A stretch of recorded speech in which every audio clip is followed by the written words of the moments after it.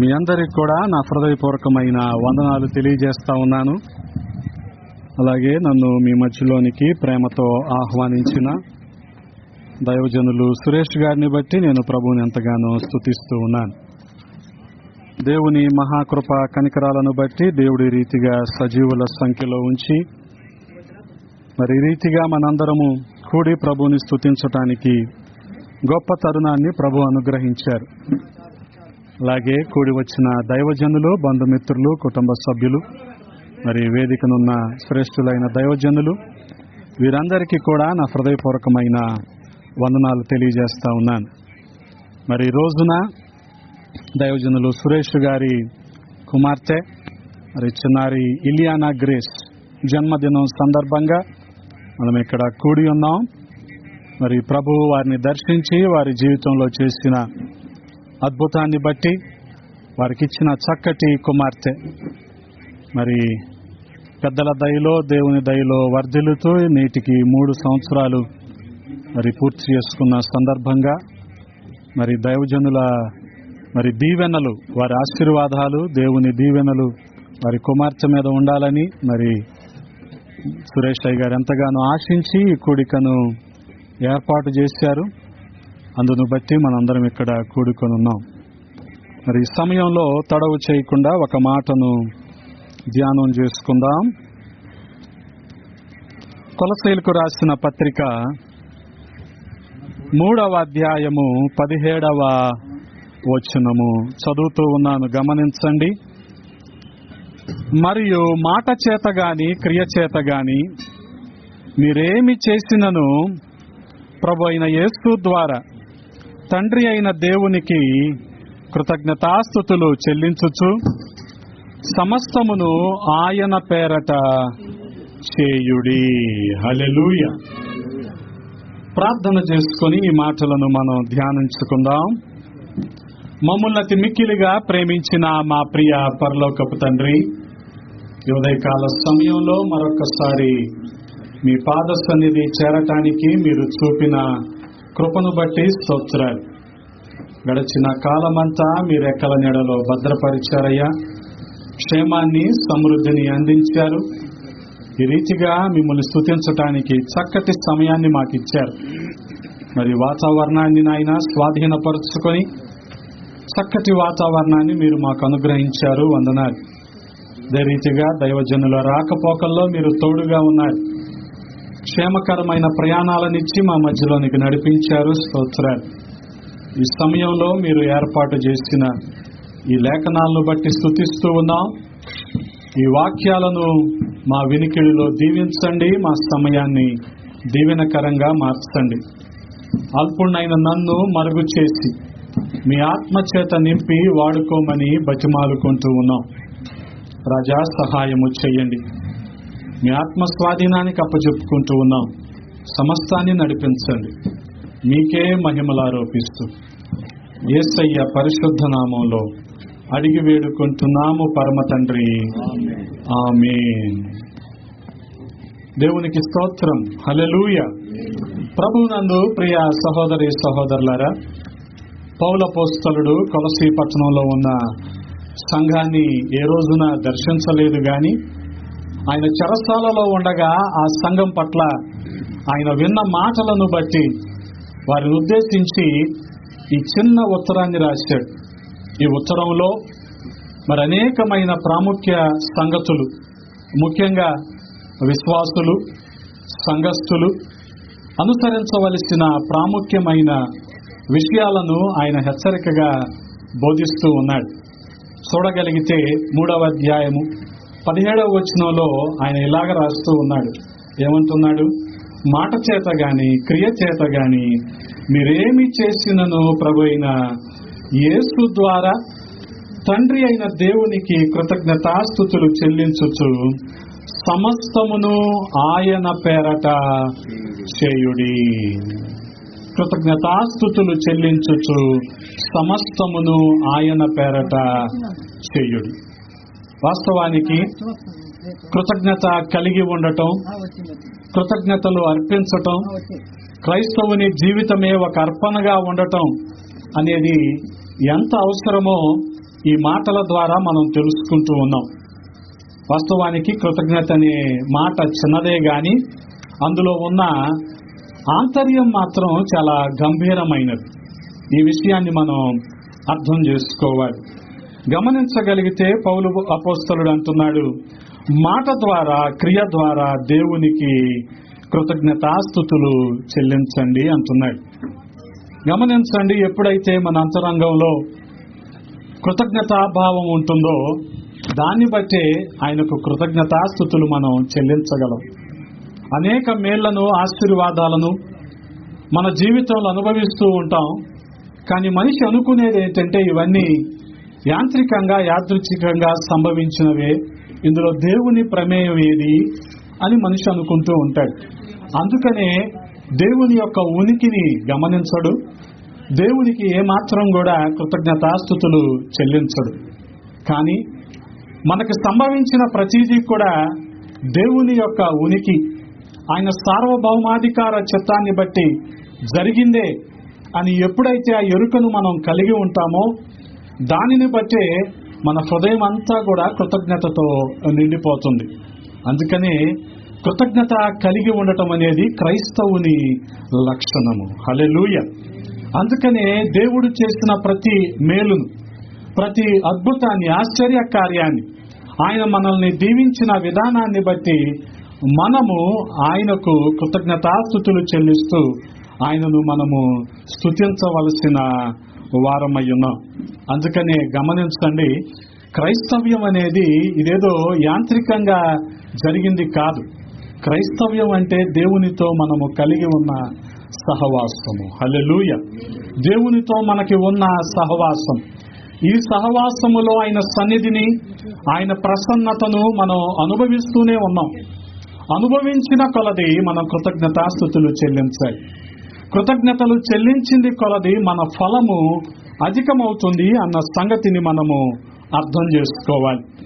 అలాగే ఏ వ్యక్తి అయితే కృతజ్ఞతా భావంతో నిండి ఉంటాడో ఆ వ్యక్తే ప్రభువుని ఆరాధించగలడు. హల్లెలూయా.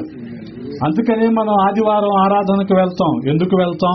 ప్రభువా, ఈ వారం రోజులు మీరు మమ్మల్ని కాచి కాపాడారు, ప్రతి అవసరతలో మీరు మాకు సహాయం చేశారు, సమయోచితమైన సహాయాన్ని మీరు మాకు అందిస్తూ వచ్చారు అని దేవుణ్ణి స్తుతించటానికే మనము ఆరాధనకు వెళ్తాం. అంతే తప్ప వేరే కారణం ఇంకోటి క్రైస్తవునికి లేదు అన్న సంగతిని మనం అర్థం చేసుకోవాలి. ఎప్పుడైతే ఈ కృతజ్ఞతాభావముతో మన హృదయము నిండి ఉంటుందో మనము ఆయనను ఆరాధించకుండా, స్తుతించకుండా అయితే ఉండలేము. హల్లెలూయా. గమనించండి, అందుకనే కృతజ్ఞత అనేది మన జీవన వైఖరి అయి ఉండాలి. జీవన వైఖరి, జీవన శైలి అయి ఉండాలి. అనుభవిస్తూనే ఉన్నాం దేవుడి నుంచి మేళ్ళు, కారణంగా మనం ప్రభువుని స్తుతిస్తూనే ఉండాలి. హల్లెలూయా.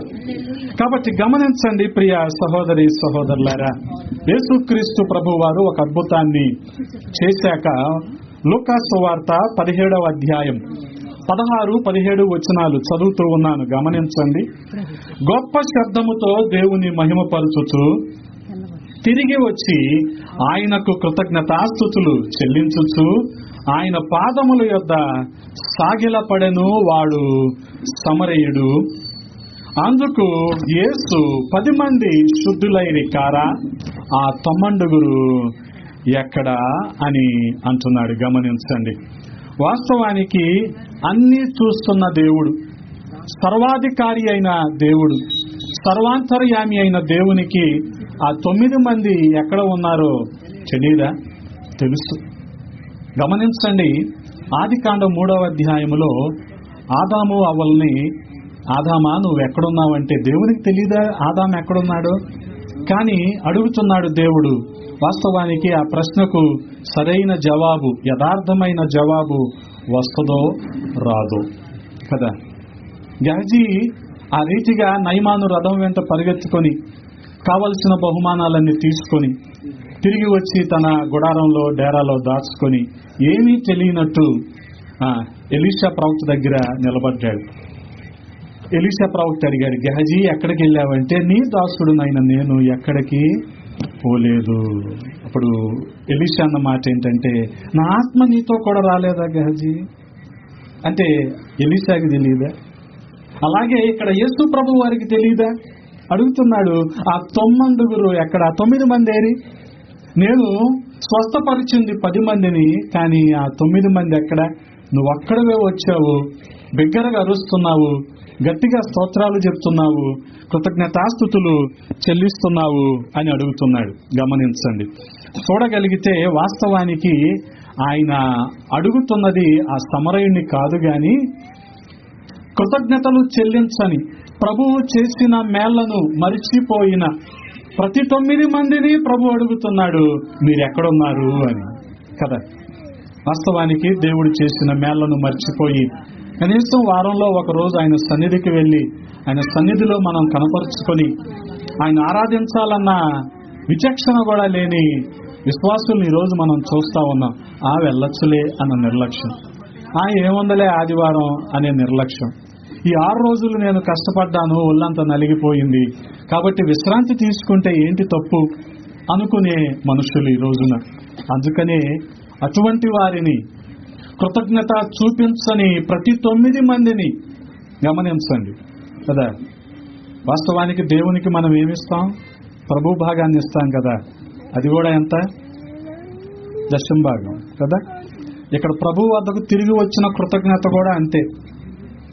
ఆయన 10 మందిని స్వస్థపరిచాడు, కానీ ఎంతమంది వచ్చారు 10 మందిలో? అక్కడ దశమ భాగమే.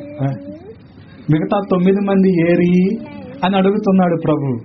ఏంటి సమాధానం కదా. ఈ రోజున మన జీవితంలో అనుభవిస్తున్న మేళ్లను బట్టి మనం ప్రభువుని స్తుతిస్తూ ఉన్నాం, ఆయన ఆరాధిస్తూ ఉన్నాం, మంచిదే. కానీ ఆరాధించని వారు అనేకులు. ఎంతమంది వాళ్ళు? ప్రతి 10 మందిలో 9 మంది. ఈ 9 మంది ఎక్కడా అని ఆయన అడుగుతున్నాడు. వాస్తవానికి మనం కృతజ్ఞత కలిగి ఉంటే ఖచ్చితంగా ప్రభువు మరిన్ని మేళ్లతో, ఆశీర్వాదాలతో మనల్ని నింపుతాడు. హల్లెలూయా, హల్లెలూయా. గమనించండి. అంటే థ్యాంక్స్, దేవునికి మనం థ్యాంక్స్ చెప్పాలి. ప్రతి చిన్నదానికి కూడా దేవునికి మనము థ్యాంక్స్ చెప్పాలి. మనం అనుకుంటాం ఇదేదో యాంత్రికంగా, యాదృచ్ఛికంగా జరిగిపోయిందిలే అనుకుంటాం. కాదండి. ఆయన అధికారము లేకుండా, ఆయన చిత్తము లేకుండా ఏది మన జీవితంలో అనుమతించబడలేదు. ఈ సంగతిని మనం అర్థం చేసుకోవాలి. అందుకనే మనం అనుభవిస్తున్న ప్రతి విషయానికి, ప్రతి మేలుకి, ప్రతి ఈవికి కూడా ఆయనకు మనము కృతజ్ఞతలు చెల్లించాలి. హల్లెలూయా. కాబట్టి ఒక 3 ప్రాముఖ్యమైన సంగతులు మీకు జ్ఞాపకం చేసి నేను ముగిస్తాను. నా వెనుక దైవజనులైన వారు ఉన్నారు, వారి నుంచి మనం వర్తమానాన్ని వినబోతూ ఉన్నాం. 3 ప్రాముఖ్యమైన సంగతులు. మొదటిగా ఒక మాటను ధ్యానం చేసుకుందాం. తెస్సలోనికైలకు రాసిన 2వ పత్రిక 2వ అధ్యాయము 13వ వచనము. 2వ అధ్యాయము 13వ వచనాన్ని చదువుతూ ఉన్నాను. ప్రభువు వలన ప్రేమింపబడిన సహోదరులారా, ఆత్మ మిమ్మును పరిశుద్ధపరచుట వలనను, మీరు సత్యమును నమ్ముట వలనను రక్షణ పొందుటకు దేవుడు ఆది నుండి మిమ్మును ఏర్పరచుకొనెను. గమనించండి. ఆది నుండి మనలను ఆయన ఏర్పరచుకున్నాడు. ఈ లోకం నుంచి వేరు చేసి, ఈ చీకటి నుంచి మనల్ని వేరు చేసి ఆశ్చర్యకరమైన తన వెలుగులోనికి మనల్ని పిలుచుకున్న ఆయన గుణాతిశయాలను మనం ప్రచురించటానికే, అంటే ఆయనను స్తుతించటానికే మనము ఉన్నాం. ఆయన ఏర్పరచుకున్నాడు మనల్ని. గనుక నేను మిమ్మును బట్టి ఎల్లప్పుడూ దేవునికి కృతజ్ఞతాస్తుతులు చెల్లింపబద్దులమై ఉన్నాము. హల్లెలూయా. దేవునికి మనము కృతజ్ఞతాస్తుతులు చెల్లించాల్సిన వారమై ఉన్నాం. అంటే ఈ మాటలో మనం అర్థం చేసుకోవాల్సింది ఏంటంటే, మొదటిగా కృతజ్ఞత చెల్లించటం అనేది మన బాధ్యత. మనం బద్దులమై ఉన్నాం. అది కండిషన్ అన్నమాట. మనం అనుభవిస్తున్న ప్రతి ఈవికి, ప్రతి మేలుకు, ప్రతి ఆశీర్వాదానికి, మనం పొందుకున్న ప్రతి దీవెనకు మనము దేవునికి కృతజ్ఞతలు చెప్పటం అనేది మన బాధ్యత. ఒకవేళ మనం ప్రభువుని ఆ రీతిగా కృతజ్ఞతాస్తుతులు చెల్లించలేకపోతూ ఉన్నాం, ఆయన చేసిన మేళ్లను మనం వివరించలేకపోతా ఉన్నాం, వాటిని కనీసం జ్ఞాపకం చేసుకోలేకపోతా ఉన్నామంటే అంటే మనం ఎవరం? ఇప్పుడు బాధ్యత తెలియని విశ్వాసులు, బాధ్యత తెలియని క్రైస్తవులు. కృతజ్ఞత చెల్లించటం అనేది మన బాధ్యత. హల్లెలూయా. అందుకనే గమనించండి, మనం కృతజ్ఞతలు చెప్పి తీరాల్సిందే. మనం అనుభవిస్తున్న ప్రతి ఈవికి, మనం పొందుకున్న ప్రతి మేలుకి ప్రభువుని మనము కృతజ్ఞతాస్తుతులు చెల్లించాల్సిందే. అందుకని ఇందాక మనం లూకాసు సువార్త 17వ అధ్యాయంలో మనం ఆ 10 మంది కుష్ఠరోగులు స్వస్థపరచబడిన సందర్భాన్ని జ్ఞాపకం చేసుకున్నాం కదా. ఆ 9 మంది ఎక్కడ అంటున్నాడు ఆయన. బహుశా కుష్ఠరోగులు వారికున్న వైకల్యాన్ని బట్టి జనాలలో, జనవాసాల్లో ఉండటానికి లేదు. ఇది మోషే ఇచ్చిన నియమం. వాళ్ళు ఎక్కడో ఉండాలి, మనుషులకి దూరంగా. ఎందుకంటే వాళ్ళకున్న బలహీనత ఇతరులకు సోకకుండా రాకుండా వాళ్ళు ఎక్కడో దూరంగా ఉండాలి. అటువంటి దూరంగా ఉన్న వారిని ప్రభు స్వస్థపరిచి ఏం చేశాడు? జనవాసాల్లోకి తీసుకొచ్చాడు. అంటే నలుగురిలోకి గౌరవప్రదంగా వారిని నిలవబెట్టాడు. ఇక మరి చాలా కాలం ఎదురు చూస్తుంటారు ఈ స్వస్థతను. ఈ స్వస్థతను పొందుకునేసరికి వాళ్ళకి ఎవరు గుర్తొచ్చుంటారు? ఈ 9 మందికి ఆస్తులు, ఆప్తులు ఇవే గుర్తొస్తాయి అన్నమాట. గమనించండి. అందుకనే వాటిని వెతుక్కుంటూ వెళ్ళిపోయారు 9 మంది. కానీ దేవుణ్ణి వెతుక్కుంటూ రాలేదు. అరే, మనల్ని స్వస్థపరిచింది యేసుక్రీస్తు ప్రభు వారు కదా, ఆయన దగ్గరికి వెళ్దామని వీళ్ళకి కనిపించాల. అన్ని శరీరం అంతా రీతిగా కుష్టుతో ఉన్నప్పుడేమో యేసుక్రీస్తు ప్రభు వారు జ్ఞాపకం వచ్చారు. ఇప్పుడు శరీరం అంతా సరైపోయి వీళ్ళు స్వస్థతలోనికి వచ్చాక యేసుక్రీస్తు ప్రభు వారు గుర్తు రావట్లేదు. ఏం గుర్తొస్తుంది? వాళ్ళ భార్యా బిడ్డలు, వాళ్ళ ఆస్తులు. పలానా ప్రాంతంలో మా వాళ్ళు ఉండాలి కదా, అక్కడికి అక్కడికి వెళ్దాం అని చెప్పి అక్కడికి వెళ్ళిపోయారు. కానీ తిరిగి వచ్చింది ఎంతమంది అంటే కేవలం ఒకతనే. ఆ ఒకతను కూడా సమరయుడని రాయబడి ఉంది. అంటే ఇతను బాధ్యత కలిగిన విశ్వాసి. ఈ 9 మందికి బాధ్యత లేదు. అందుకని కృతజ్ఞత చెల్లించటం అనేది మన బాధ్యత. హల్లెలూయా. 9 మందికి లేని బాధ్యత ఈ సమరయుడికి ఉంది కదా. వాస్తవానికి సమరయులు ఎవరు? అన్యులు అని రాయబడి ఉంటుంది కదా. ఎవరు కూడా యూదులు వారితో సాంగత్యం చేయరు అని కూడా రాయబడి ఉంటుంది కదా. అలాంటి వారు ప్రభు యొక్క సార్వభౌమాధికారాన్ని, చిత్తాన్ని అంగీకరించారు. దాన్ని బట్టే దేవునికి అప్పజెప్పుకున్నారు. వారు కూడా ప్రభువుని స్తుతించటం ప్రారంభించారు. హల్లెలూయా. మొదటి మాట ఏంటంటే కృతజ్ఞత చెల్లించటం అనేది మన బాధ్యత. రెండవది జ్ఞాపకం చేస్తున్నాను. తెస్సలోనికైలకు రాసిన మొదటి పత్రిక 5వ అధ్యాయము 18వ వచనము. ప్రతి విషయమునందును కృతజ్ఞతాస్తుతులు చెల్లించుడి, ఇలాగు చేయుట యేసుక్రీస్తునందు మీ విషయములో దేవుని చిత్తము. గమనించండి, కృతజ్ఞతాస్తుతులు చెల్లించుట. రెండవ మాట ఏంటి? దేవుని చిత్తము. మొదటిది మన బాధ్యత అయితే రెండవది దేవుని చిత్తము. హల్లెలూయా. అంటే దేవుని చిత్తం అంటే సింపుల్ గా అర్థం చేసుకోండి, దేవుని ఇష్టం. దేవుని ఇష్టం. తల్లిదండ్రులకి ఇష్టం లేని పని చేశారనుకోండి, పిల్లలు ఇవ్వాల్సిన ఇస్తారా? చచ్చేంత వరకు బెగదీసుకొని కూర్చుంటారు కదా. అలాగే దేవుని చిత్తం అంటే ఏం చెప్పాను? దేవునికి ఇష్టం. ఏంటిది ఇష్టం? మనం కృతజ్ఞతలు చెల్లించటం దేవునికి ఇష్టం. మనం కృతజ్ఞతలు చెల్లించినప్పుడు దేవుడు ఏం చేస్తాడు? మనకు కూడా ధారాళంగా ఇస్తాడు. హల్లెలూయా. ధారాళంగా ఇస్తాడు. గమనించండి, మనం ఆయనకు కృతజ్ఞతాస్తుతులు చెల్లించినప్పుడు, ఆయనకు మనము థ్యాంక్స్ చెప్పినప్పుడు దేవుడు మనల్ని సమృద్ధిగా దీవిస్తాడు. గమనించండి, వాస్తవానికి ఇవన్నీ సహజంగానే జరిగిపోతున్నాయి కదా. ఎండా వానలు అందరికీ ఉన్నాయి కదా. అందరూ మంచి వాళ్ళ మీద ఎండపడుతుంది, చెడ్డవారి మీద ఎండపడుతుంది. మంచివారికి వానలు వస్తుంది, చెడ్డవారికి వానలు వస్తున్నాయి. ఇందులో కృతజ్ఞత చెల్లించటం ఏముంది అని మనం అనుకుంటాం. కానీ చాలా పొరపాటు. క్రైస్తవునిగా అది మన బాధ్యత. క్రైస్తవునిగా అది దేవుని చిత్తము. హల్లెలూయా. అందుకనే గమనించండి, ఆయన చిత్తాన్ని ఏ వ్యక్తి అయితే చేస్తాడో ఆయనను సంతోష పెట్టేవారిగా ఉంటారు. ఆయనకు సంతోషం కలిగినప్పుడు ఆయన ఏం చేస్తాడు? గమనించండి, ధారాళంగా ఇస్తాడు. అందుకనే బలా నమ్మకమైన మంచి దాసుడు అని ఒక దాసుడిని మెచ్చుకొని యజమానుని సంతోషంలో పాలు పంచుకో అన్నాడు ఆయన. అర్థమవుతుందా? యజమానుని సంతోషంలో ఆయనకు సంతోషం కలిగితే ఏం చేస్తాడు? అది. అందుకని కృతజ్ఞతలు చెల్లించటం అనేది ఆయన చిత్తము, దేవుని చిత్తం. ఒకటి మన బాధ్యత, రెండవది దేవుని చిత్తము. మూడో మాటను కూడా మీకు జ్ఞాపకం చేస్తూ ఉన్నాను. 116వ కీర్తన 17వ చరణము. 116వ కీర్తన 17వ చరణము గమనించండి, చదువుతూ ఉన్నాను. నేను నీకు కృతజ్ఞతార్పణ అర్పించెదను, యెహోవా నామమున ప్రార్థన చేసేదను. గమనించండి, కృతజ్ఞత అంటే అర్పణ, అర్పించటం. కృతజ్ఞత అంటే అర్పణ, అర్పించటం. వాస్తవానికి మనం సజీవుల సంఖ్యలో ఉన్నాము అంటే కదా, 2020వ సంవత్సరంలో కరోనాలో అనేకులు కూడా మరణించారు. మనం ఇంకా 2024వ సంవత్సరాన్ని కూడా చూస్తూ ఉన్నామంటే అది కేవలము దేవుని ఉచితమైన కృప మాత్రమే.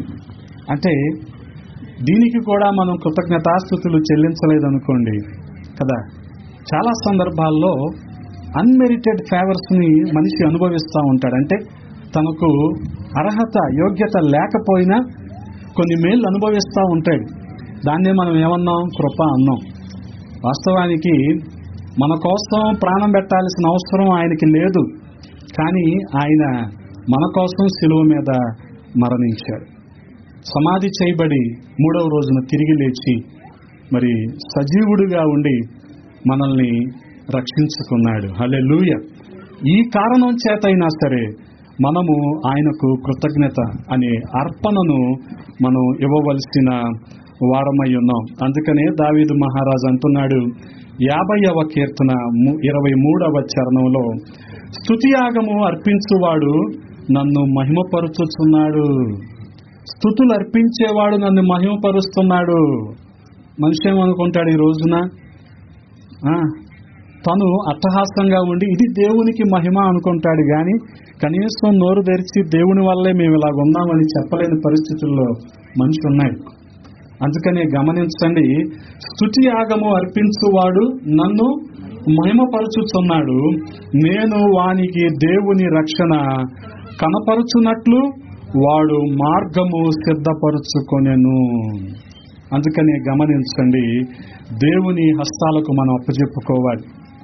మనము సజీవ యాగముగా ఆయన చేతిలోకి అప్పగించుకోవాలి. ఇప్పుడు దేవుడు అనేక రీతులుగా, అనేక రెట్లుగా మనల్ని ఆశీర్వదిస్తాడు, దీవిస్తాడు, సమృద్ధితో నింపుతాడు.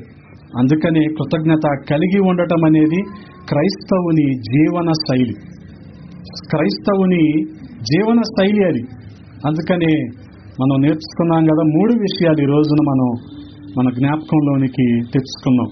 అదేంటంటే కృతజ్ఞత చెల్లించటం అనేది మన బాధ్యత, రెండవది దేవుని చిత్తము, మూడవది ఇది ఒక అర్పణ, స్తుతియాగము.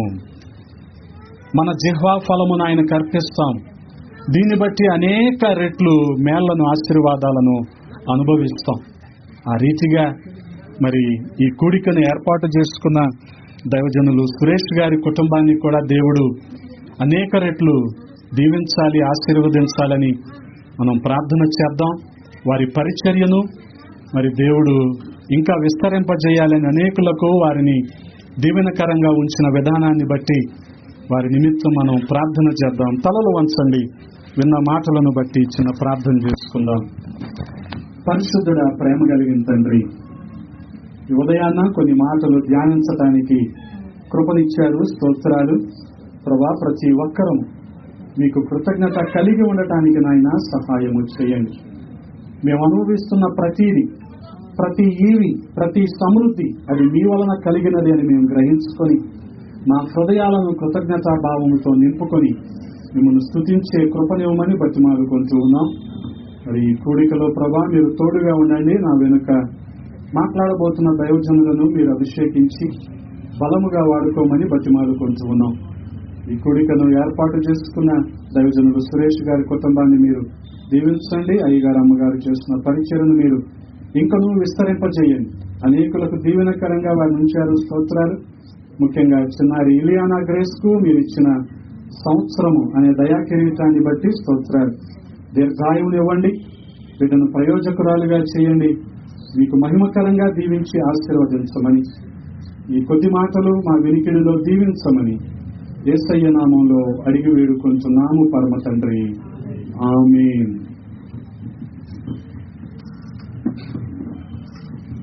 చక్కటి వర్తమానాలు ఇచ్చిన దైవజనుడు సల్మాన్ రాజు గారి ప్రత్యేక వందనాలు తెలియజేస్తున్నాం. మరొక వర్తమానం విందాం.